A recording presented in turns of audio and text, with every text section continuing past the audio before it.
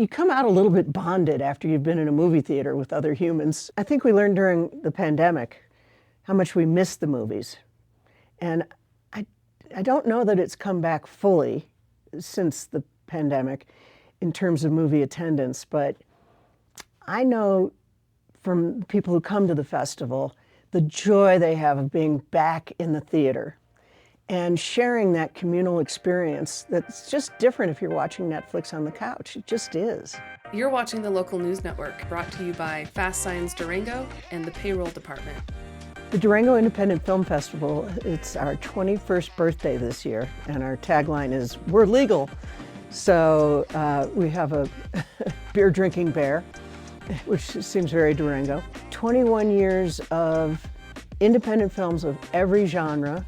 We have adventure, we have native cinema, we have documentary, shorts, features, a little bit of everything. And this year, the submissions came from over 50 countries. It's more than we've ever had. Adventure is a big genre here. In fact, we're going to have a special coffee talk just with adventure filmmakers, talking about what it takes to put those films together. It's really a community affair.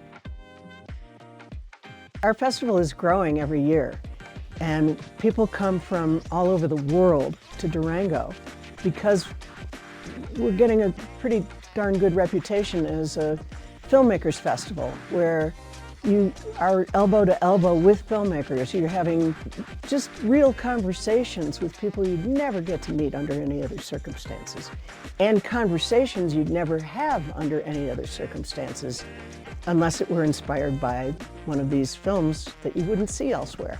And I love when we have local filmmakers that we can celebrate.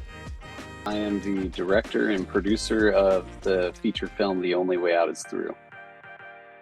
We shot in summer of 2023 in southern Colorado, but the biggest connection we have to Durango is our editor, Misty Wilson. She used to be Misty Walter, grew up in Bayfield and was born in Durango, grew up in Bayfield, and her parents and family still live there. So the festival is going to be a bit of a homecoming for her and a celebration and an opportunity to share it with all her family and friends. The film follows three guys in their early 30s on a backpacking trip. But really, the story is about men and friendship and men really needing to learn how to be more vulnerable and open with their friends. We submitted to Durango because we want to share the film in Colorado. We think that Colorado audiences will be attracted to it because it was filmed there and because of the adventure element to it. So we're excited to celebrate and just hang in Durango for a few days and hang out downtown and meet everybody. And so one benefit of me getting to attend all of these independent film festivals and quote unquote smaller or more regional festivals, as some people call them, is I get to see so many incredible independent films that I would never get to see anywhere else. Independent film festivals like Durango are highlighting work that is never going to come and play at your local theater otherwise, because it's so hard to get an independent film out there.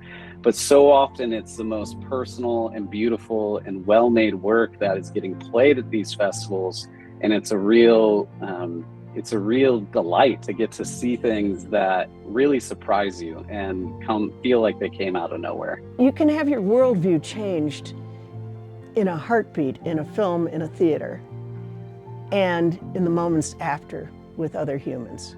It's great for the films and filmmakers to have their work seen. These people spend years and their own money and groveling for money from Uncle Sal to get their films made. They have a passion to tell stories, and our community seems to have a passion to hear them. For more information, visit durangofilm.org. And for more stories like this, visit durangolocal.news.